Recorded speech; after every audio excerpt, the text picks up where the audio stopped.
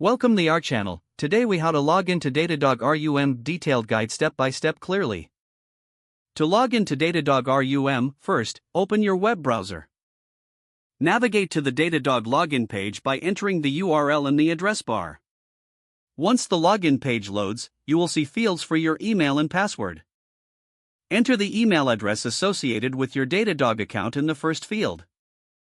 Next, input your password in the second field. Double-check that your email and password are entered correctly to avoid any login issues. If you've forgotten your password, click on the Forgot Your Password link.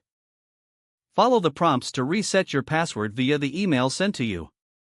After confirming your credentials, click the Sign In button to proceed. Once logged in, you will be directed to the Datadog dashboard. From here, locate the Real User Monitoring (RUM) section in the navigation menu.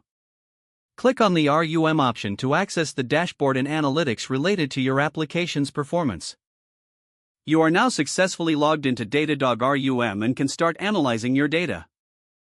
If the page does not load, refresh the browser or try again in a private or incognito window. Make sure you are using the correct email address, then retype it carefully to avoid small typos. If your password is not accepted, use the reset option and create a new strong password you can remember. Check your spam folder for verification or security emails, then complete any requested confirmation steps. Enable two-factor authentication if available to improve account security and reduce unauthorized access risk. After signing in, review your profile details so your contact information and settings are accurate and current. If you see an error message, note it down and try again after restarting your device and internet connection. Log out when you finish, especially on shared devices, to keep your account and payment information secure. If the page does not load, refresh the browser or try again in a private or incognito window. Make sure you are using the correct email address, then retype it carefully to avoid small typos. If your password is not accepted, use the reset option and create a new strong password you can remember.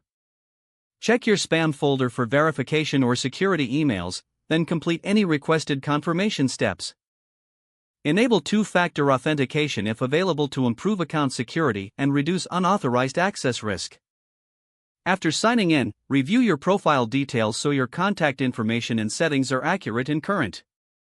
If you see an error message, note it down and try again after restarting your device and internet connection.